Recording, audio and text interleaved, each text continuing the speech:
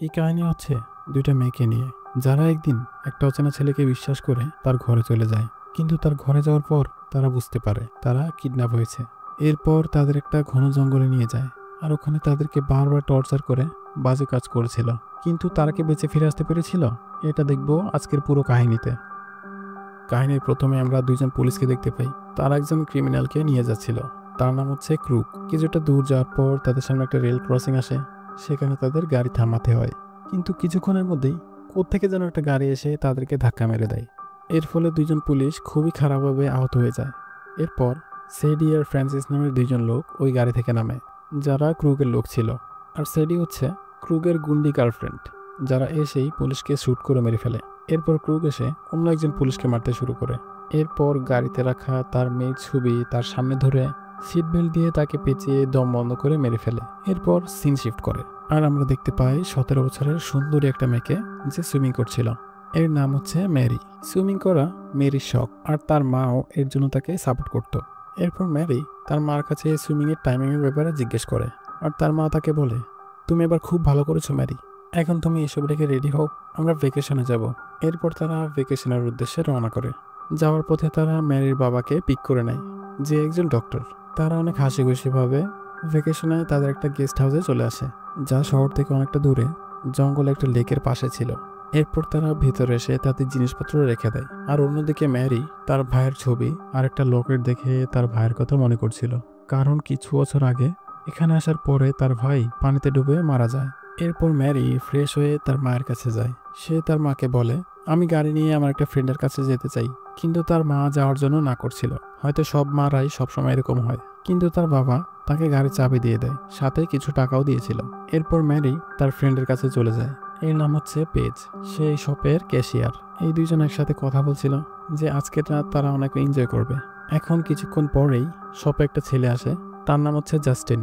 সে কিছু জিনিসপত্র আর সিগারেট নেওয়ার জন্য আসছিল। কিন্তু পেজ বলে, সিগারেট নেওয়ার জন্য তোমাকে এজ আইডি দেখাতে হবে, কারণ তোমার চেহারা দেখে মনে হয় তুমি এখনো পিচ্ছি।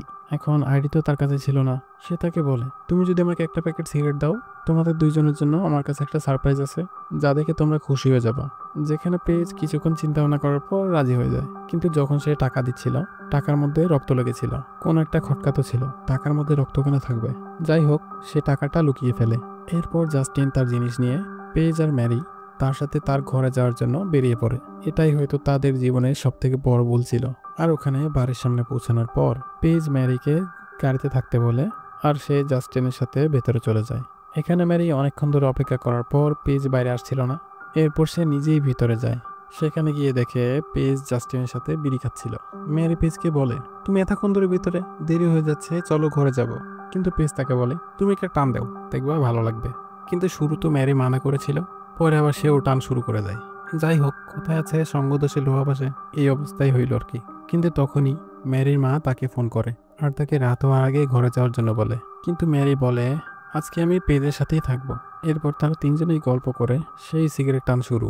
এখন মেরি আর পেজের জাস্টিনের সাথে ভালোই কানেকশন হয়ে যায়। সবকিছু ঠিকঠাকই যাচ্ছিল। কিন্তু কিছুক্ষণ পরে ওখানে ক্রুক তার গুন্ডি গার্লফ্রেন্ড আর চেলাকে নিয়ে চলে আসে। আসলে ক্রুক হচ্ছে জাস্টিনের বাবা, আর জাস্টিন খুব ভালো মতোই জানতো তার বাবা ভালো মানুষ না। সে তার বাবাকে দেখে ঘাবড়ে যায়। ওখানে ক্রুক বলে, ওয়াও, সেই লেভেলের সুন্দর মাইয়া কোথায় পাইলা? আমাকে পরিচয় করে দিবা না? জাস্টিন ম্যারি আর পেজকে তার বাবার সাথে পরিচয় করে দেয়। কিন্তু তখনই ক্রুক জাস্টিনকে একটা ঘুষি মেরে খাটের উপর ফেলে দেয়, আর তাকে বলে, তুমি কি জানতে না এখানে অচানক কেউ আসা নিষেধ? আর সে বলে, আমার ছবি পেপারে মোস্ট ওয়ান্টেড লিস্টে চলে আসছে, পুলিশ আমাকে খুঁজছে, আর তুমি এখানে মেয়ে নিয়ে রং করো। এটা শুনে ম্যারি বলে, আমরা এটার ব্যাপারে কাউকে কিছু বলবো না, আমরা এখান থেকে যেতে চাই। কিন্তু ক্রুক বলে, তোমরা দেখে ফেলেছ আমরা এখানে আছি, এই জন্য আমরা রিস্ক নিতে পারবো না। তখনই পেজ ভয় পেয়ে বাথরুমে চলে যায় আর ফোন করার চেষ্টা করে, আর জানালা দিয়ে কাউকে ডাকার চেষ্টা করে। কিন্তু কিছুক্ষণের মধ্যে ফ্রান্সিস দরজা ভেঙে বাথরুমে চলে আসে, আর পেজের মাথা ধরে জোরে বাড়ি মারে, যার কারণে পেজ জ্ঞান হারিয়ে ফেলে। এরপর ফ্রান্সিস ম্যারির কাছে আসে, জোর করে তার ফোন নিয়ে ফোন ভেঙে ফেলে। এরপর ক্রুক তাদের দুইজনকেই গাড়িতে উঠাতে বলে, আর পরে সবাই একটা গাড়িতে বসে যাচ্ছিল। গাড়িতে জাস্টিনে ছিল, কিন্তু সে কিছুই করতে পারছিল না। ফ্রান্সিস পেজের শরীরে বাজে টাচ করছিল। কিছুক্ষণ পরেই একটা পুলিশের গাড়ি তাদের গাড়ির পাশে দিয়ে যায়। এটা দেখে তারা চিল্লানোর চেষ্টা করে, তাদেরকে ভয় দেখিয়ে চুপ করে দেওয়া হয়। পরে কিছুটা দূর যাওয়ার পর ক্রুক তার গাড়ি জঙ্গলের ভিতরে ঢুকিয়ে দেয়। তখন মেরি এটা নোটিস করে, তারা তো ওইদিকেই যাচ্ছে, যে এরিয়াতে তাদের গেস্ট হাউস। তো ম্যারি আর পেজ তাদের নিজেকে বাঁচানোর জন্য গাড়ির মধ্যে তাদের সাথে হাতাহাতি করতে শুরু করে। আর এই টানা হেঁচড়াতে গাড়ি গিয়ে একটা গাছের সাথে ধাক্কা খায়। কিন্তু এই অ্যাক্সিডেন্টে কেউ কোনো রকম ব্যথা পায় না, কিন্তু চেলা ফ্রান্সিসের নাক ভেঙে গিয়েছিল। এখন অ্যাক্সিডেন্ট হওয়ার পর তারা ম্যারি আর পেজকে মারতে শুরু করে, কিন্তু এর মধ্যে তারা সুযোগ পেয়ে ওখান থেকে পালাতে শুরু করে, কিন্তু ক্রুক ম্যারিকে ধরে ফেলে। এখন পেজ তো পালাচ্ছিল, তো তার পেছনে গুন্ডি আর চেলা দৌড়াচ্ছিল। তার সাথে অনেক দূর যাওয়ার পর শেষ পর্যন্ত তাকে ধরেই ফেলে, আর ওই চেলা ফ্রান্সিস তাকে মেরে বেহুশ করে ফেলে। আর ওই গুন্ডি তার হাত ছিঁড়ে কাপড় বেঁধে ফেলে, তার কাপড় ছিঁড়ে হাত বেঁধে ফেলে, আর ওখানে নিয়ে এসে তাকে শুইয়ে রাখে। এরপর ক্রুক বলে, তুমি এই দুজনের ফ্রেন্ড না? তুমি এই দুজনের যে কোনো একজনের সাথে ফিজিক্যাল হও। কিন্তু জাস্টিন এটা করতে সোজাসুজি না করে দেয়, কিন্তু তবুও তারা জাস্টিনকে জোর করে মেরির প্রাইভেট পার্টে হাত দিচ্ছিল। আর তাদের এসব কিছু দেখে পেজ বলে, এই মাঙ্গের নাতি। এটা শুনে ক্রুকের অনেক রাগ হয়, আর সে গিয়ে পেজের পেটে চাকু ঢুকিয়ে দেয়, আর তাকে ওখানেই মরার জন্য ছেড়ে দেয়। এরপর তারা সবাই তাকে মরতে দেখে মজা নিচ্ছিল। তখন ম্যারি ওখানে গিয়ে বলে, তোমার কিছু হবে না, আমরা এখান থেকে বেরিয়ে যাব। আর রাগে সে ক্রুককে আবার গালি মেরে দেয়, যার জন্য ক্রুকের আবার রাগ হয়ে যায়। এরপর সে ম্যারিকে ধরে তার শরীরের সব কাপড় ছিঁড়ে ফেলে। এর জন্য তার গুন্ডি গার্লফ্রেন্ড তাকে হেল্প করছিল। অনেক কেমন মেরে ভাই। ম্যারি চিৎকার করে বলছিল, আমি কাউকে কিছু বলবো না, প্লিজ আমাকে এখান থেকে যেতে দাও। কিন্তু কে শুনে কার কথা? তারা কয়েকবারই তার সাথে ওইসব বাজে কাজ করেছিল। এইসব কিছুর পর ম্যারিকে যখন তারা ছেড়ে দিল, তখন ম্যারি ওখানে খুব কষ্ট করে দাঁড়িয়ে একটা পাথর দিয়ে ক্রুগের মাথায় মেরে দেয়, আর ওখান থেকে পালাতে শুরু করে। কিন্তু ফ্রান্সিস তার দিকে গুলি ছুটছিল, কিন্তু একটা গুলিও তার উপর লাগে না। আর সে কোনোভাবে পালিয়ে ওখান থেকে একটা লেকে লাফ দেয়, আর ওখান দিয়ে সুইমিং করতে করতে পালাচ্ছিল। কিন্তু ক্রুক আর তার ওই চেলাফেলা তার পিছু ছাড়ছিল না, আর লেকের সাইডে থেকে অনবরত গুলি করছিল। কিন্তু ম্যারির ভাগ্য খুবই খারাপ। সাইডে যাওয়ার আগেই একটা গুলি তার পিঠে লাগে, আর সে ওখানেই জ্ঞান হারিয়ে ফেলে। আর তখনই বৃষ্টি শুরু হয়ে যায়, আর তারা তিনজন তাকে মরা মনে করে ওখানে ফেলে চলে আসে। কিন্তু গাড়ি তো ছিল না তাদের কাছে, কারণ অ্যাক্সিডেন্ট হয়েছিল। এর উপর বৃষ্টিও হচ্ছিল, আর তার চেলা ফ্রান্সিস তার নাক ভেঙে গিয়েছে। এরপর তারা সাহায্য চাওয়ার জন্য লেকের পাশে একটা গেস্ট হাউসে যায়। আর এই গেস্ট হাউস অন্য কারো না, ম্যারিদেরই ছিল। আর আসল কাহিনী শুরুটা এখান থেকেই হবে। এরপর ম্যারির মা দরজা খুলে, আর তারা বলে, আমাদের গাড়ির অ্যাক্সিডেন্ট হয়েছে, আর বৃষ্টিও হচ্ছে, যাওয়ার জায়গা পানি, তাই এখানে আসলাম আর কি। ম্যারির মা বলল, কোনো সমস্যা না, আসেন, সমস্যা নেই। এরপর তারা সবাই ভিতরে আসে। তো ম্যারির বাবা তো ডক্টর ছিল, এই জন্য সে ফ্রান্সিসের নাক ঠিক করতে থাকে। ওখানে ম্যারির মা বলে, আপনাদের কাছে তো কোনো গাড়ি নেই, আর বাইরে বৃষ্টিও হচ্ছে, তো চাইলে আজকে আপনারা এখানে থাকতে পারেন। এরপর তারা সবাই এখানে থাকার জন্য রাজি হয়। এরপর উনি সবার জন্য কফি বানায়।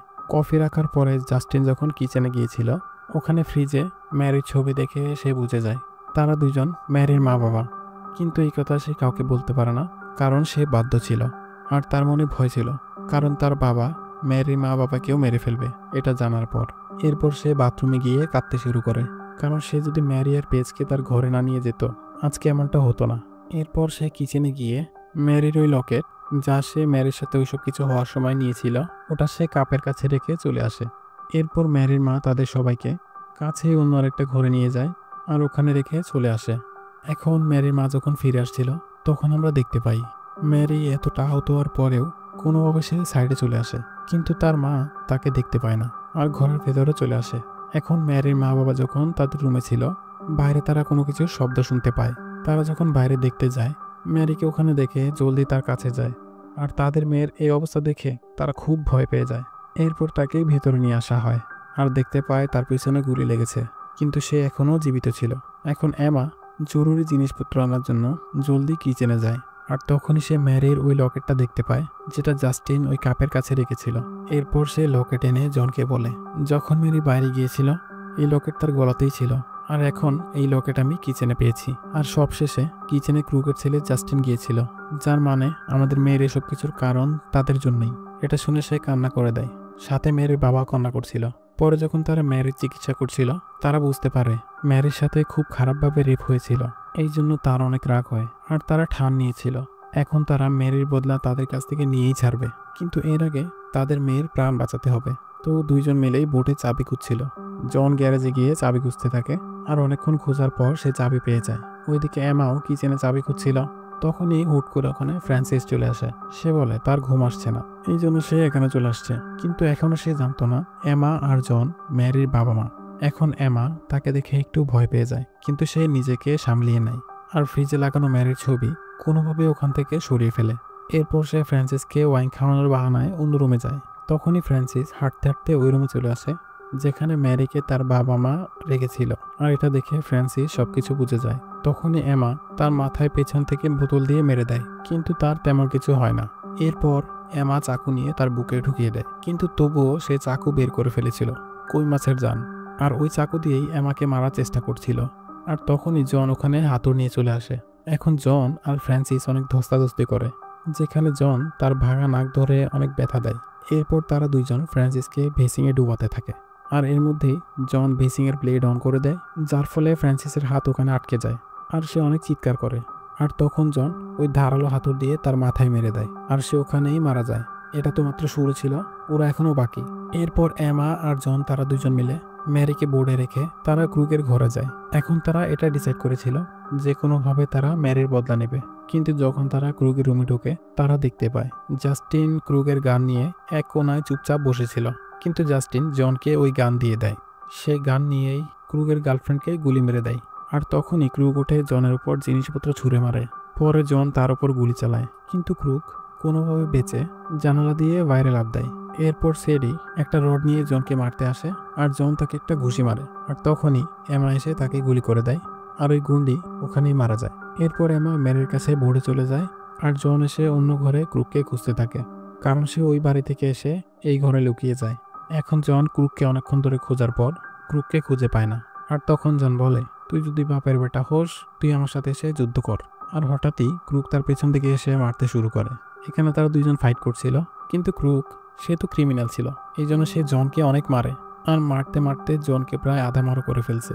আর তখনই জাস্টিন পিছন দিক থেকে এসে ক্রুগকে গান পয়েন্টে নিয়ে নেয়, কিন্তু ওটাতে কোনো বুলেট ছিল না। এরপর ক্রুগ জাস্টিনকে ধরে মারতে শুরু করে, কিন্তু তখনই এমা এসে তার উপর একটা গ্যাস ছুঁড়ে মারে। আর জন একটা রড দিয়ে ক্রুগকে মারতে শুরু করে, আর দুইজনই তাকে মারতে মারতে তাকে একদম মেরেই ফেলে। এরপর আমরা পরের দিন সকালে সিন দেখতে পাই, যেখানে তারা বোর্ড দিয়ে ম্যারি আর জাস্টিনকে নিয়ে তাদের ঘরে চলে আসে। এখন কাহিনীর লাস্টে আমরা দেখতে পাই ওখানে ক্রুগ একদম মারা যায়নি, ক্রুগ শুধু বেহুশ হয়েছিল। ওখানে জন তার শরীরে কিছু নার্ভ কেটে দিয়েছিল, তার পুরো শরীর প্যারালাইজ করে দেয়, কারণ জন ভেবে নিয়েছিল ক্রুগ তার মেয়ের সাথে যা করেছে এটার জন্য ভয়ঙ্কর মৃত্যু হওয়া দরকার। এই জন্য জন তার পুরো বডি প্যারালাইজ করে একটা মাইক্রোওয়েভের ভিতরে তার মাথা রেখে দিয়েছিল, আর ওটা সুইচ অন করে, আর আস্তে আস্তে মাইক্রোওয়েভ গরম হচ্ছিল, আর তার মাথা গলতে থাকে, আর হঠাৎ করেই ফেটে যায়, আর খুব ভয়ানকভাবে শেষ পর্যন্ত সে মারা যায়। আর এসব কিছুর মধ্যে দিয়েই জন তার মেয়ের সাথে হওয়া এসব কিছুর প্রতিশোধ পুরোপুরি নিয়ে নিয়েছিল। আশা করি ভিডিওটা আপনাদের ভালো লাগবে। ভালো লাগলে অবশ্যই আমার চ্যানেলকে একটা সাবস্ক্রাইব করবেন, ভিডিওতে একটা লাইক করবেন আর কমেন্ট করবেন। দেখা হবে নেক্সট ভিডিওতে। আল্লাহ হাফেজ।